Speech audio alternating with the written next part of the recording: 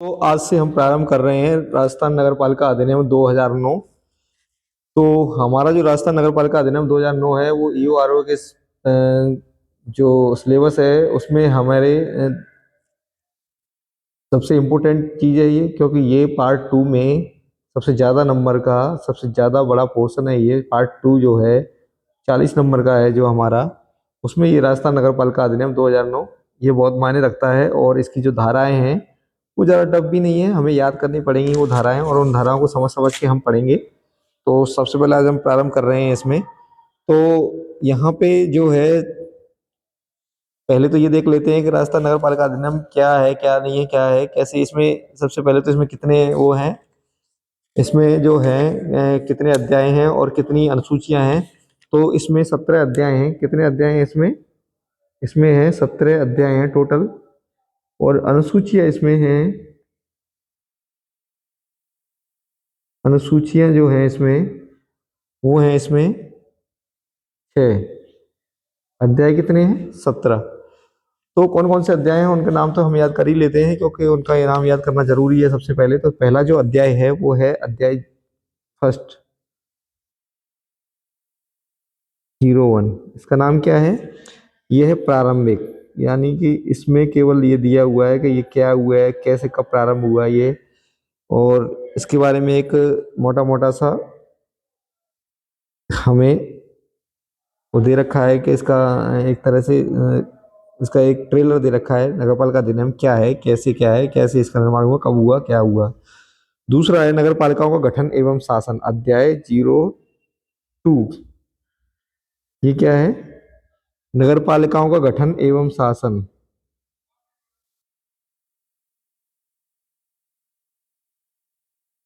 का गठन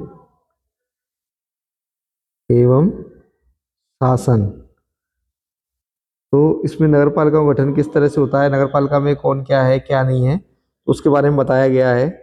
तीसरा है अध्याय 03। अध्याय तीसरा किसका है? कार्य संचालन एवं वार्ड समिति। इसमें क्या बताया गया है कि कार्य संचालन किस तरह से होता है उसका, और वार्ड समिति क्या होती है, कैसे, कब इसका निर्माण होता है, वार्ड समिति का कब निर्माण किया जाता है, कब बनाई जाती है वार्ड समिति, उसके बारे में इसमें बताया गया है। चौथा है अध्याय 04। और इस अध्याय में क्या बताया गया है? नगर पालिका संपत्ति। नगर पालिका की कौन कौन सी संपत्ति है, क्या है, कैसे वो अपने अधिकार क्षेत्र में लेती है किसी संपत्ति को, कैसे उसी राज्य सरकार को सौंपती है, क्या है, वो इसमें बताया गया है। पांचवा है अध्याय 05। इसमें क्या है? इस अध्याय में दिया हुआ है नगरपालिका वित्त और नगरपालिका निधि। यानी कि नगरपालिका का जो कमाई है वो कैसे, कहाँ से है, क्या है, वित्त एवं नगरपालिका निधि। नगरपालिका निधि। दोस्तों वैसे तो आप काफी समय से ये वैकेंसी निकली हुई है और एक बार पेपर हो भी चुका है, तो आप इसकी तैयारी पहले भी कर चुके होंगे, ज्यादातर लोगों ने दिया होगा। और अब दोबारा से जो तैयारी कर रहे हैं, तो ये केवल मैं आपको केवल शॉर्ट में और याद करवाना चाहूँगा किस तरह से याद करने हैं, क्या करना है। अध्याय 06 में है लेखा और सम परीक्षा है। सातवां है अध्याय 07। आप समझदार हैं, आप काफ़ी तैयारी में लगे होंगे वैसे तो, क्योंकि इसका जो तैयारी का लेवल है वो आप सोच सकते हैं कि किस तरह से पेपर आएगा। पिछला जो पेपर आया था वो सिंपल आया था 2022 में जो हुआ था, लेकिन मैं आपको बताने जा रहा हूँ कि ये जो पेपर होगा अब की बार का, वो पेपर काफ़ी टफ आने वाला है। उसका रीज़न ये है, उसका जो देख सकते हैं उसका जो आर एस प्री का जो लेवल है अभी, उससे देख के देखा जा सकता है कि उसका लेवल क्या रहने वाला है। क्योंकि आर एस प्री में क्या ज़बरदस्त हार्ड पेपर था, उसको आप एक बार देखिए। इसमें अध्याय 9 क्या है? वाणिज्यिक परियोजनाएं, निजी क्षेत्र सहयोग सहभागिता करार।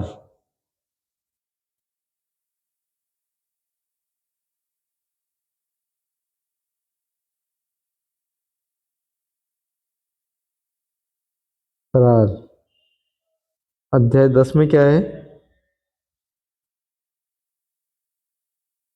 अध्याय 10 में है आर्थिक और विकास योजना।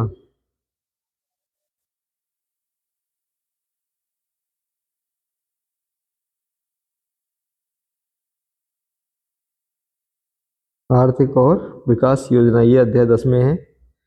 अध्याय 11।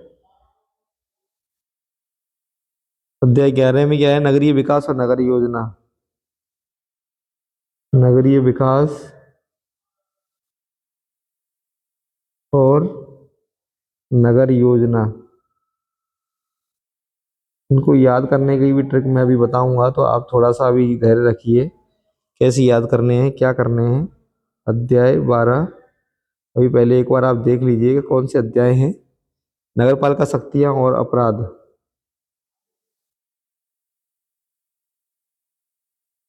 शक्तियां और अपराध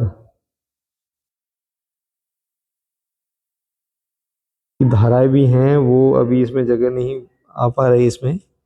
अध्याय 12 का इसमें है संपत्ति के विरूपण का निवारण।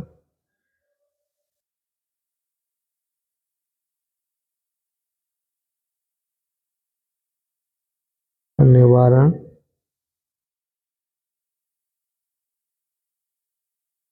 अब आ जाता है 14। अध्याय 13 है ये, अभियोजनवाद आदि।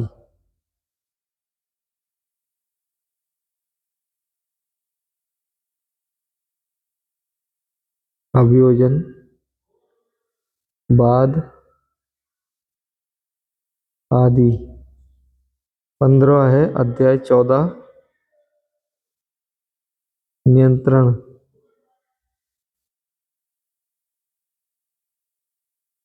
16 अध्याय 15 है कर्मचारी वृंद।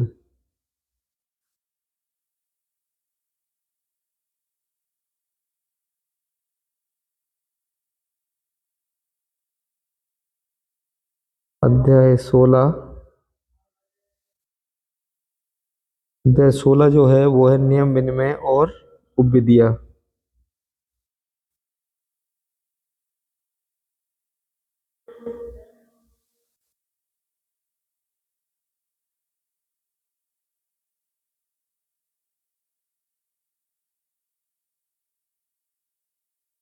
विनियम।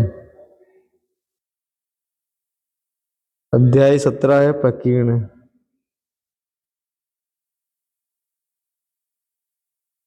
17 में क्या है? प्रकीर्ण है। ये तो हमने देख लिया, अध्याय हैं ये। इनको अभी दोबारा देखेंगे, और पहले एक बार अनुसूचियां और लिख लेते हैं हम। अनुसूचियां कौन कौन सी हैं? तो अनुसूचियां हमारे पास हैं।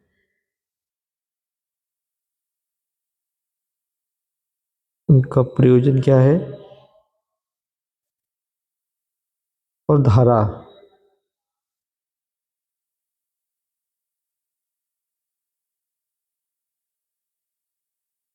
तो प्रथम जो अनुसूची है कराधिरोपण के नोटिस का प्रारूप है, यानी कि कर का जो नोटिस है का प्रारूप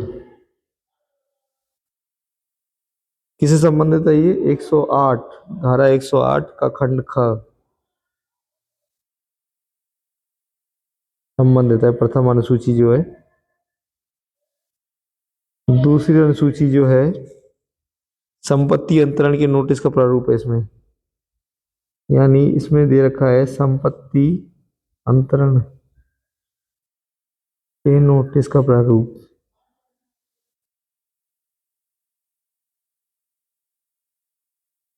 ये जो धारा है वो 117 है। तीसरी अनुसूची जो है वो है संपत्ति अंतरण के नोटिस का प्रारूप ही है, इसमें भी इन दोनों में अंतर है थोड़ा सा, वो देख लेते हैं। अंतरण के नोटिस का प्रारूप ये भी धारा 117 से है। अब ये जो ऊपर वाली द्वितीय वाली है, ये तो जब है जब अंतरण कैसा हो? लिखित हो। तो लिखित अंतरण हो, लिखित हो, तब तो ये है। और जब अंतरण लिखित न हो तब अनुसूची थर्ड है। ओके, नेक्स्ट है चतुर्थ,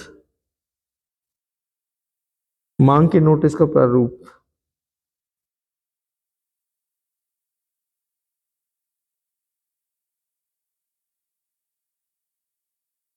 प्रारूप ये अनुसूची है 130। पांचवा है पंचम, वारंट के नोटिस का प्रारूप। इसमें क्या दिया हुआ है, वारंट के नोटिस का प्रारूप।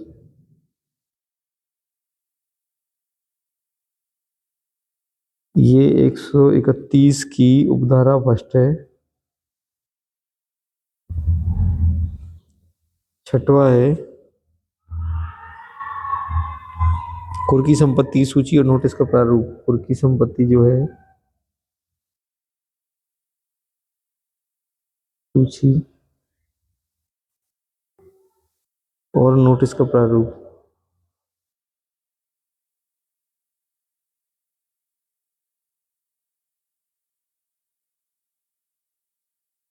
ये है 133 की उपधारा 4। इस तरह से हमने दोनों चीज देख ली। सबसे पहले अध्याय देखिए और उसके बाद देखिए हमने अनुसूचियां। तो अध्याय इसमें 17 है, अनुसूची 6 है। अध्याय फर्स्ट जो है वो प्रारंभिक है। इसमें कौन कौन सी धाराएं आती हैं वो अब हम देख लेते हैं। तो इसमें 0 और 01 से लेके 02 धारा तक है। अध्याय 02 जो है इसमें 3 से लेके 5 धारा हैं। कौन सी है यहाँ, इसमें 3 से लेके 50 तक। अध्याय 3 में कौन सी है, 51 से लेके 66 तक, कार्य संचालन वार्ड समिति। अध्याय 4 में कौन सी है, नगरपालिका संपत्ति जो है ये है 67 से लेकर 75 तक। इसके बाद है नगरपालिका वित्त और नगरपालिका निधि, ये है 76 से लेकर 89 क तक। लेखा और संपरीक्षा छठवा है, ये है 90 से लेकर 100 तक। इसके बाद 101 से 140 तक नगरपालिका राजस्व। इसके बाद है अपनी उधार 141 से लेकर 155 तक। इसके बाद आ जाता है अध्याय 9 वाणिज्यिक परियोजना निजी क्षेत्र सहभागिता करार। तो ये जो है 152 से लेकर 155 तक है।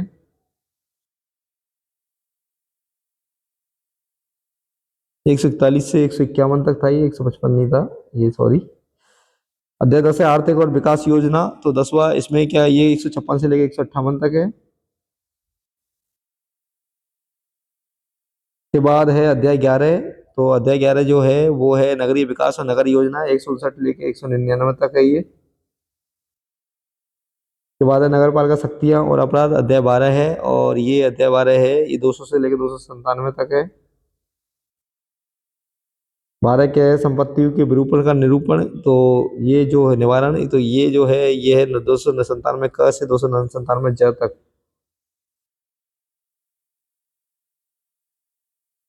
के बाद अध्याय 13 आ जाता है अभियोजनवाद आदि। तो अभियोजनवाद जो है ये है 298 से 308 तक। के बाद है नियंत्रण, अध्याय 14 है नियंत्रण। तो ये है 309 से लेकर 327 तक। हमारे सिलेबस में 327 तक ही है, बीच में भी एक चैप्टर नहीं है, वो हम देखेंगे, अध्याय नहीं है। कर्मचारी बिंद ये जो है 328 से लेकर 336 तक है। अध्याय 16 है नियम विनिमय और उपनियम। तो ये है 337 से 341 तक। और प्रकीर्ण है 342 से लेकर 344 तक। प्रकीर्ण तो लास्ट में होता ही है, 342 से 344 तक। तो अब हम देख लेते हैं कि हमारे सिलेबस में कौन से चैप्टर हैं, तो वो उनको थोड़ा सा देख लेते हैं हम। तो हमारे सिलेबस में सबसे पहले तो, क्योंकि प्रारंभिक अध्याय है ये हमारे सिलेबस में नहीं है, लेकिन फिर भी हम इसको पढ़ते हैं। उसका रीजन ये है कि थोड़ा सा उसके बारे में जानना जरूरी होता है। तो ये जो है 01 और 2 जो हैं धाराएं, वो अध्याय 1 में प्रारंभिक, ये हमारे सिलेबस में नहीं है, लेकिन पढ़ लेते हैं। हमारे सिलेबस में यहाँ से अध्याय 02, 03, 04, 05, 06 नहीं है। लेखा और संपरीक्षा 90 से 100 तक नहीं है। अध्याय 7 है, फिर सीधा 101 से 140 तक नगरपालिका का राजस्व अध्याय। इसके बाद आ जाता है अध्याय 11, 8, 9 और 10 नहीं है। इसके बाद आ जाता है अध्याय 11, ये आ जाता है नगरीय विकास और नगर योजना 159 से 199 तक। इसके बाद आ जाता है अध्याय 12 नगर पालिका शक्तियाँ और अपराध, 12 है। 12 क नहीं है। फिर उसके बाद अध्याय 13 है अभियोजनवाद आदि। उसके बाद अध्याय 14 है, ये लास्ट अध्याय है, नियंत्रण। ये हमारे लास्ट अध्याय है। तो इस तरह से हमें ये चैप्टर हमें पढ़ने हैं, और ये हमने देख लिया कि कौन कौन सी अनुसूचियां हैं, वो भी हमने देख ली।